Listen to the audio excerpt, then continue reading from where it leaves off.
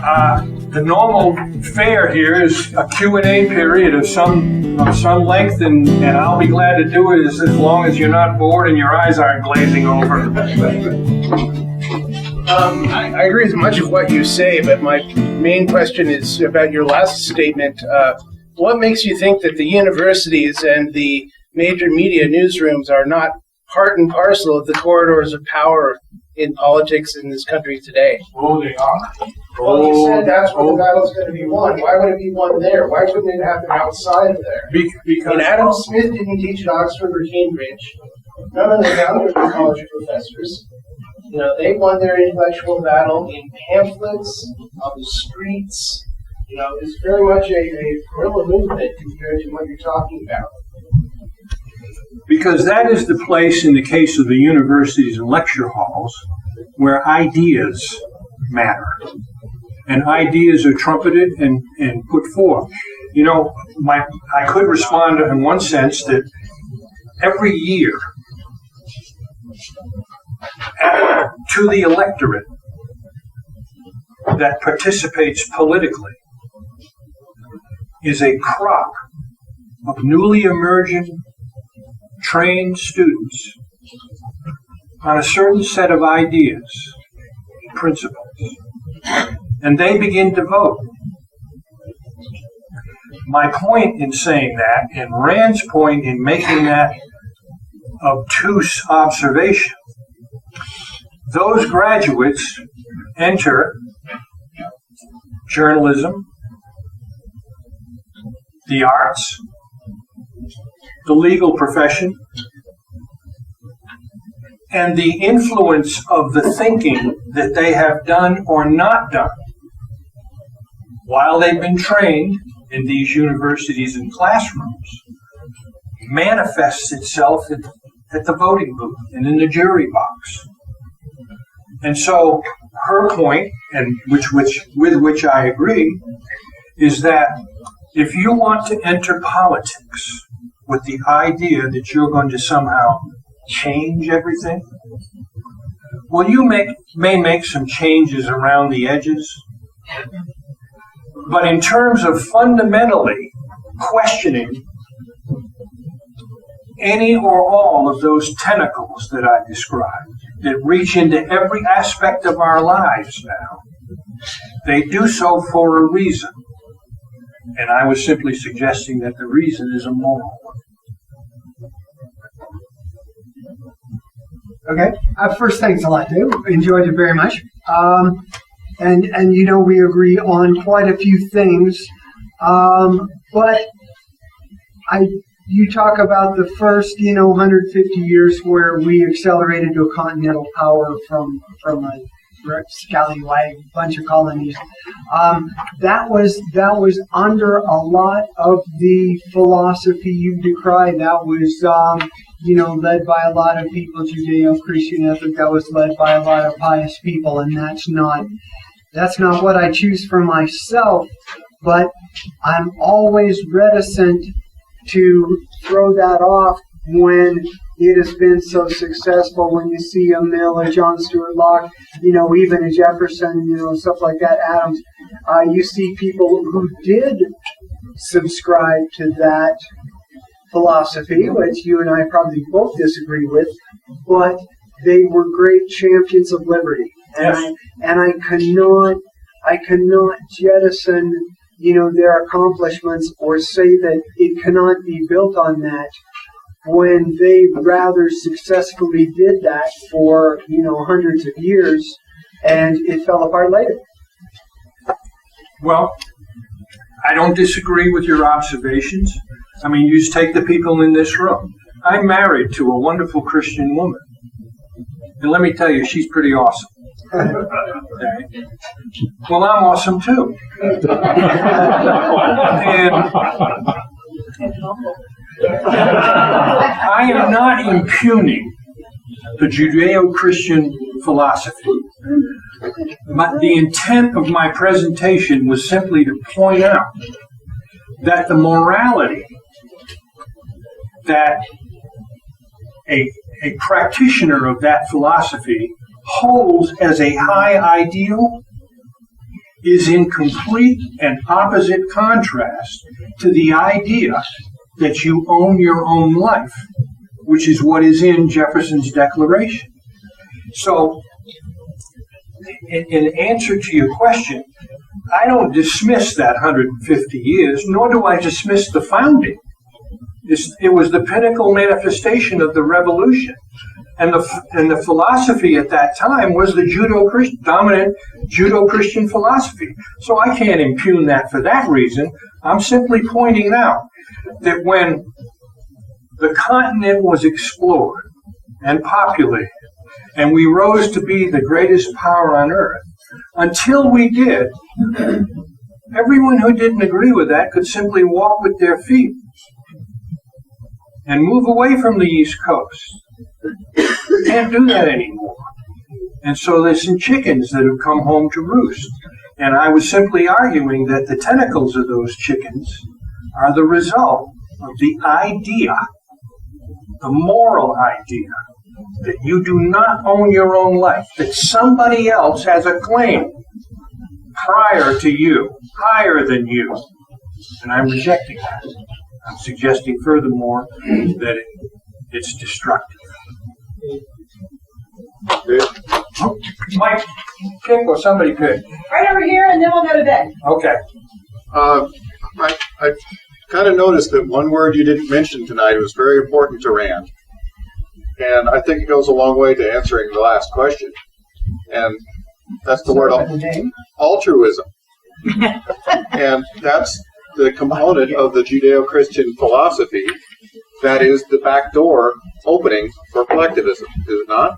I completely agree. A friend of mine, a lot of you know him, Anders Ingvarsson, he has a site, Separate. And he sums up the Judeo-Christian philosophy.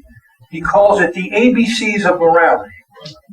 Altruism, brother's keeper, common good. And that those tenets, moral tenets, dominating the Judeo-Christian philosophy is what has resulted in the perversion of the original Constitution and the rejection, in fact, of Jefferson's Declaration. But yes, altruism, brother's keeper, common good, that sums it up. Now, let me say this at this point. If you want to live your life as an altruist, or the keeper of your brother, however you define him or her, and you want to work for the common good, I want you to be free to do so. I'm not going to judge you for it.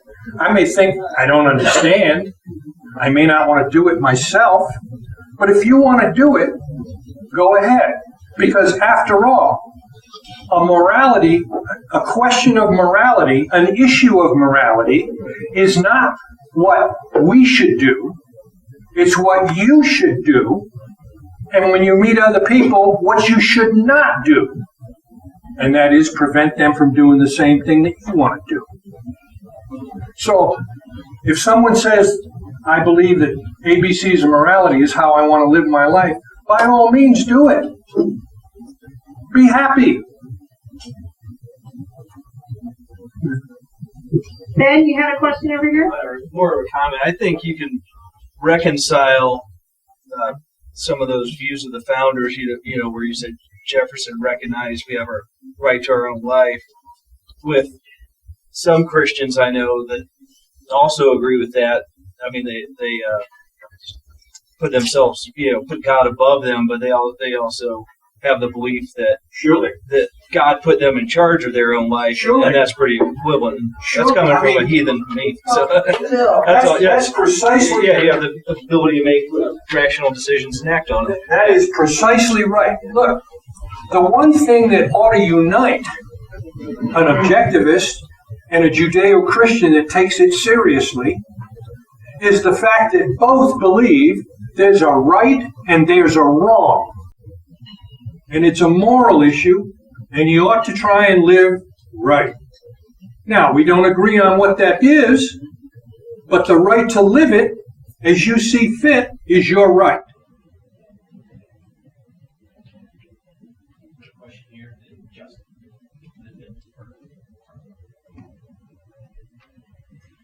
a lot of the socially conservative religious right friends of mine, take the viewpoint that the creator in the founding is God, and that's their God, and therefore that government should be moral through their eyes.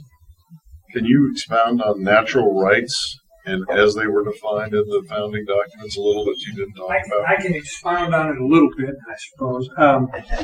I think it's instructive that in the Declaration, Jefferson chose the word creator and not God. He simply acknowledged that the cause of the universe was unknown, whatever it was, whether or not it resided in the universe or out of the universe, should there be such a place. So first of all, his selection of that word is important. Secondly, to someone who believes, like you just described, what is their reaction when you make them aware, if you do, that the moment you force somebody to do the right thing, it is no longer a moral issue. They had to do it. They had no choice. Morality arises from choice. You get to choose. And on the basis of that choice, the decision can only then be a moral or an immoral one. If it's imposed on you, whatever it is, it's not a moral decision. So when your friends get together and say the government ought to do this, they're asking the wrong moral question. They're asking, what should we do, rather than what should I not do? Generally, what I say is there were Muslims in New York City in 1776, and their creator was their creator. And I think Jefferson chose creator to make it neutral, but in the end, he chose three rights: life, liberty, pursuit of happiness, and said those are the ones you get naturally, and those come from that creator. But that doesn't give that creator, whether it be your Muslim creator or your Jewish creator or your Christian creator or your whatever creator, the right to impose that on you. And they still don't seem to get it. They don't seem to get it. They go, well, no, the Muslims didn't have anything to do with it. But if he'd have said God or if he'd have said Allah, he would have defined it, but he didn't. I just want to say I agree with pretty much everything you said. I just think your conclusions are probably wrong. Here's my question. I spent a lot of time. I've been a libertarian for 15 years. I spent a lot of time for the first half of that toiling and being really upset at the fact that I thought we had to win an ideological battle.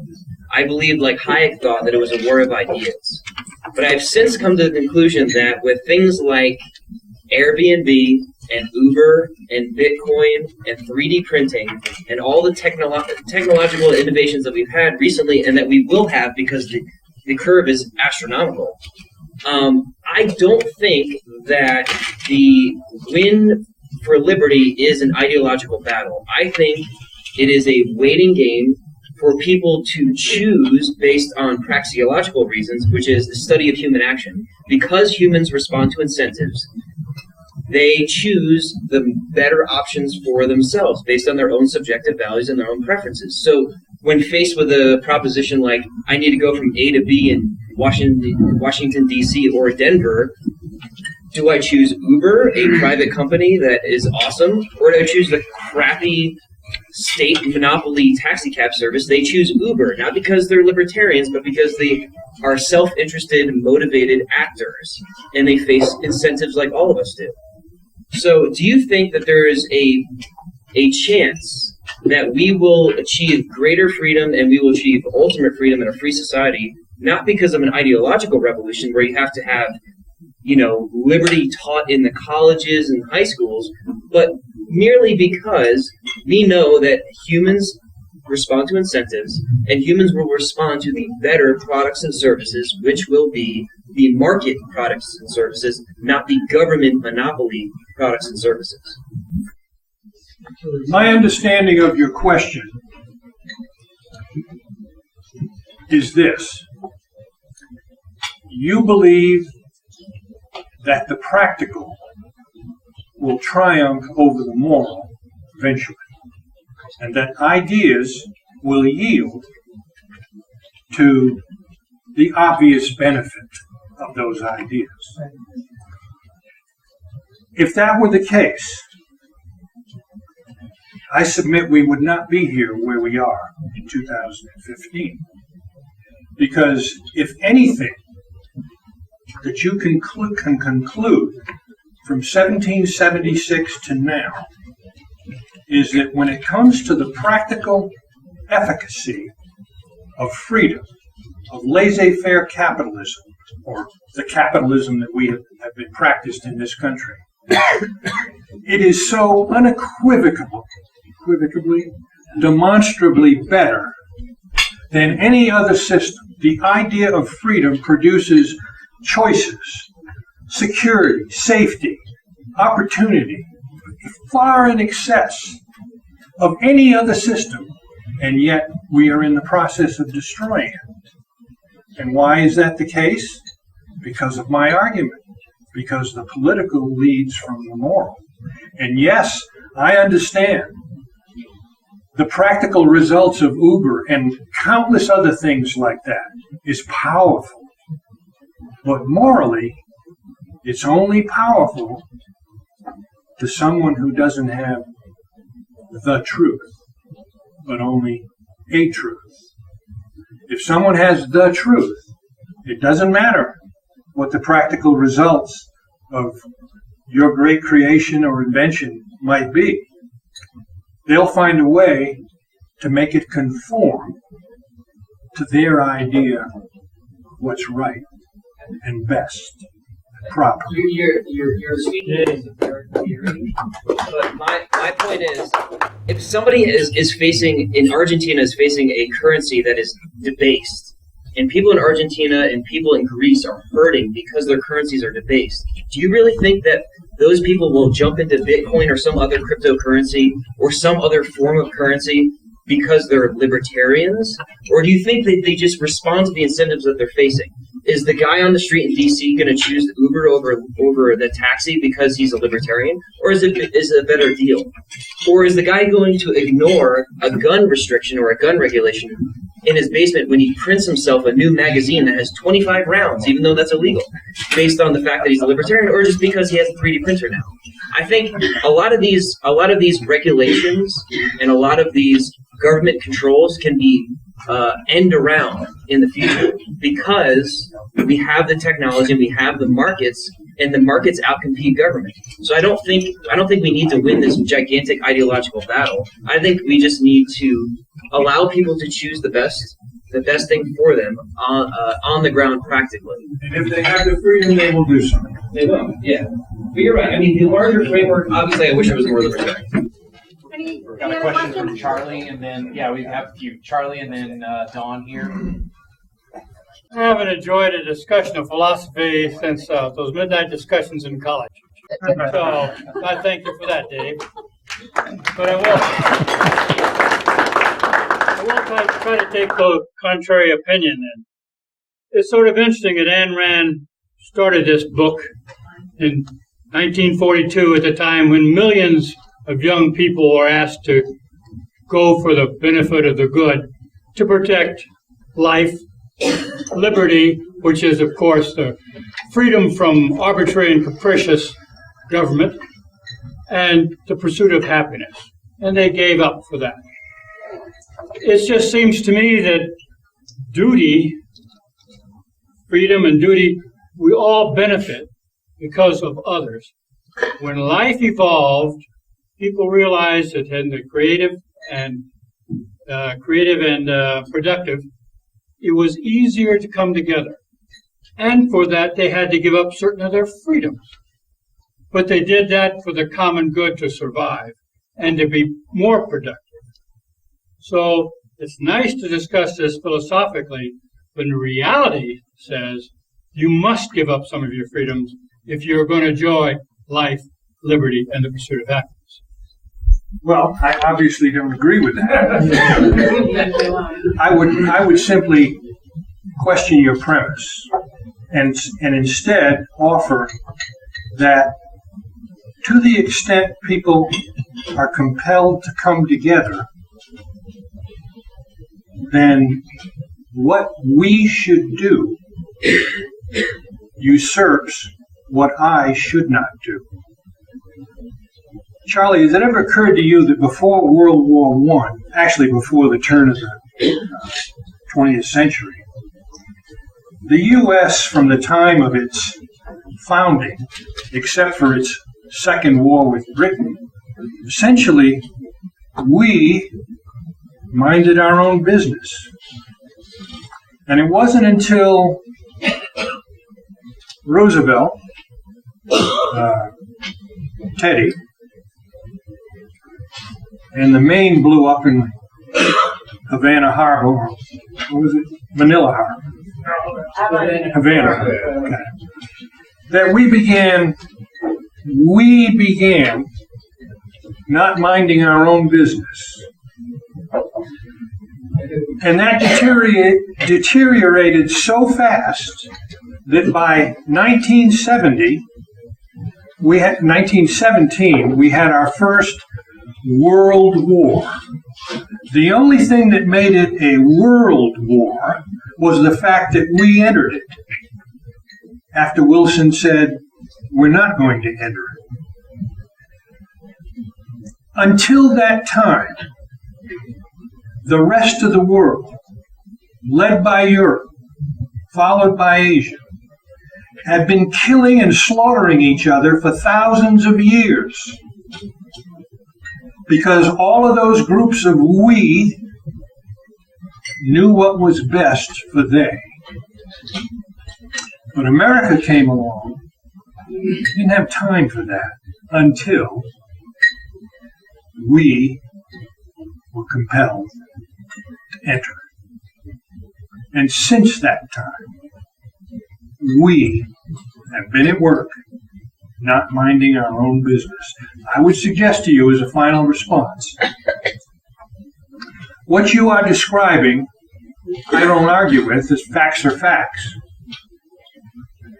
But I would suggest to you that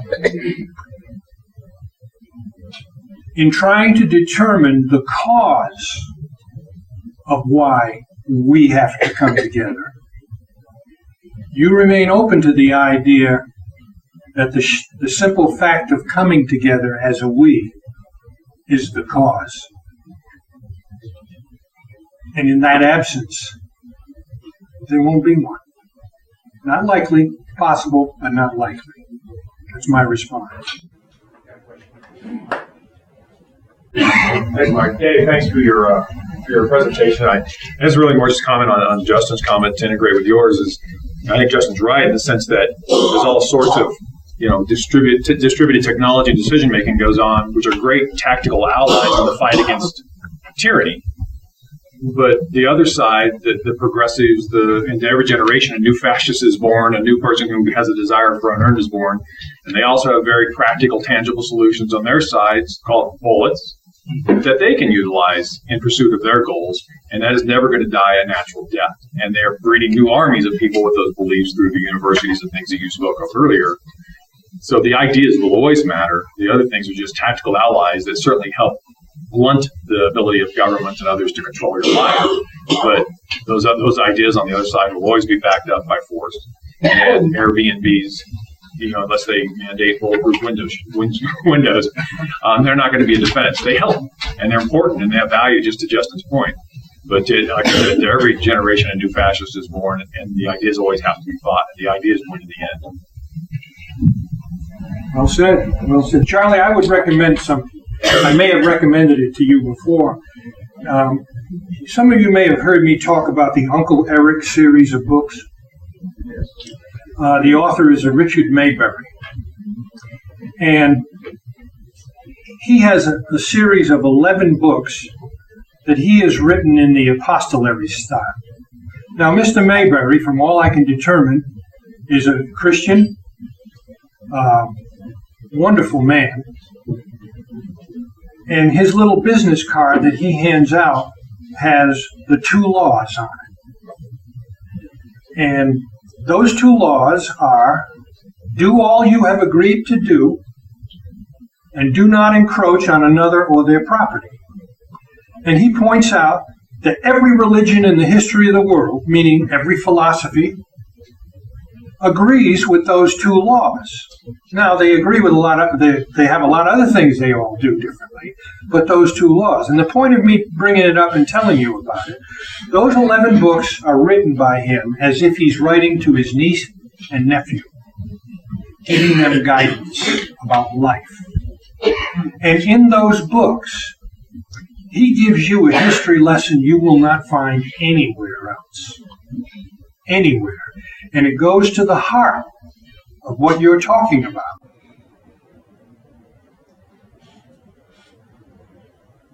So you have 4 tenets of objectivism, right? Philosophy. Of philosophy. Of philosophy. I'm losing my hearing, so you'll have to... So we've got what is metaphysics, we've got how do we know epistemology, and we've got what should we do morality. Those 3 things... What should I do? What should I do? Okay, what should I do?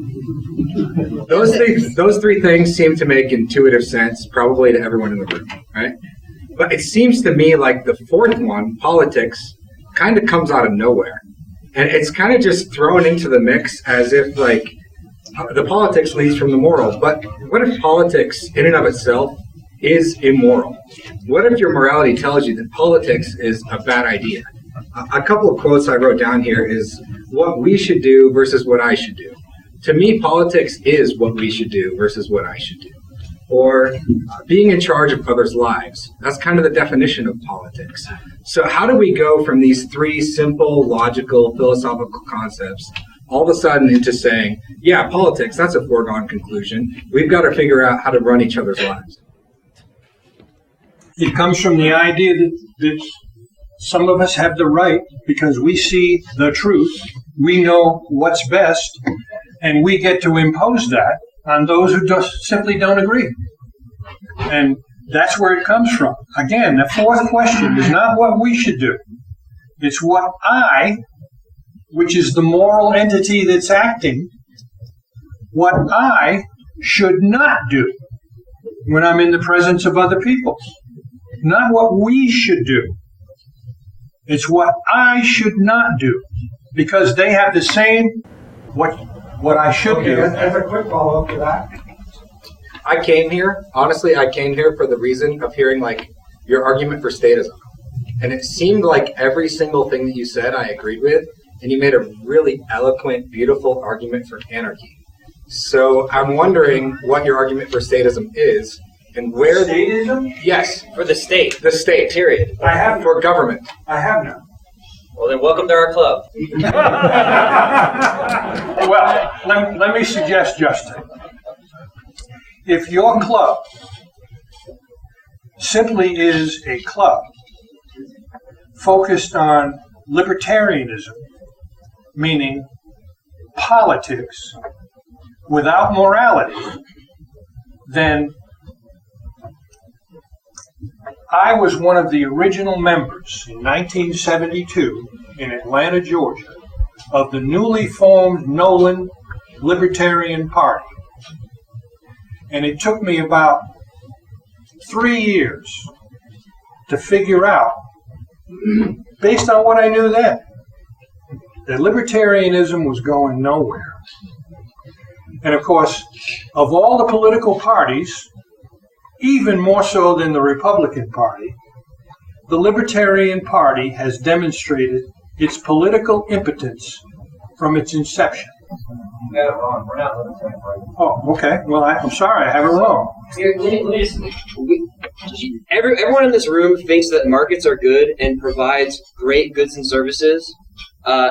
You think that they provide great goods and services 95% of the time? I think markets should provide all goods and services 100% of the time. So that's security, roads, education, everything. So the difference between Michael and I and Wayne, who's also an anarchist, and the rest of you is maybe 5%. So like, we're just saying, Dave, your whole presentation was like an argument for markets providing 100% of goods and services. That's all we're saying. If you think markets beat monopoly, which the government is a coercive monopoly that steals your money, then why not take it to 100% like we do, rather than that 95%, and then, these 5% of goods and services, we can't have the market provide that. That's bad. Or to say that in a different way, instead of an economic way, to say it in a moral way. For example, theft is wrong. But unless you're the state in this certain circumstance and you're trying to provide this one type of service, except for if there's some kind of foreign enemy, then all of a sudden, theft's not bad, theft's okay, it's permissible. Objective morality, why does it have to break down at some point in order to make excuses for government? Why does government have to be something that we defend or think needs to exist? Again, my answer is simply that human beings, the nature, just for the same reason that a human being must confront his need for a philosophy, no matter what he calls it, I don't care what he calls it. He's confronted with existence, a steady stream of data coming in through his five senses, relentlessly. He's got to come up with a way to distinguish from that data. His philosophy, the wide abstractions that data causes him to have to deal with, lead to the need for a morality, and ultimately, when he's with another human being, politics. What should he not do? Now, if you're going to make the case that, he doesn't need a government to enforce what he should not do. What you need is not important, what's moral. Let him finish. Let him finish. If you're going to argue that he doesn't need any agency to assure that those amongst him that choose to not mind their own business and in some way impose on others, all right, you can assert that and you may have a good argument for it. I am simply arguing I don't believe that's possible for the same reason that human beings are what they are. Now, if you can set up an experiment, wonderful. Anybody be a fool not to accept and understand what you're talking about. But I'd have to see I'd have to see the experiment. I'm not going to support the idea. Markets? I'll support markets. Let him finish, Justin. I'll definitely support a market for just about everything. But for justice, no. That seems to me like objective morality only goes so far, and then it stops when you reach something like a hurdle like justice that you just said. Like, okay, objective morality applies all the way here until I put in a word like justice, and then it goes out the window. Well, let's table that for Do we have discussion any other later. questions? Does anyone else have any questions? Eric, and that'll probably be our end. We're getting it deep. Yeah. Okay, well, this isn't so much a question as I just want to make an effort to try to integrate the ideas of anarchy and markets and self-interested choices, okay, with how did this country with a Judeo-Christian philosophy thrive for 100 years, 150 years? It's because of that market philosophy, that self-interested, self-directed action, people, individuals pursuing happiness, okay? And the only thing that stops that is the idea that your happiness is subservient to the happiness of the whole. And this is imposed on you through collectivism by income taxes and redistribution, and by Judeo-Christian philosophy through something called unearned guilt. And I think what we see standing in front of us, Dave said that at 71 he's the happiest he's ever been in his life, and I would submit that that's because through objectivism he's the man without pain or fear or guilt. Right.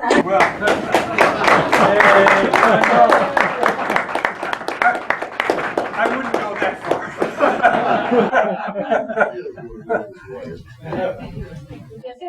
Look, the argument over between anarchy, no government, and limited government will continue. It will go on until it is clearly demonstrated, one way or the other, even through an actual implementation of what the anarchists want to do, that is obviously successful and inescapable.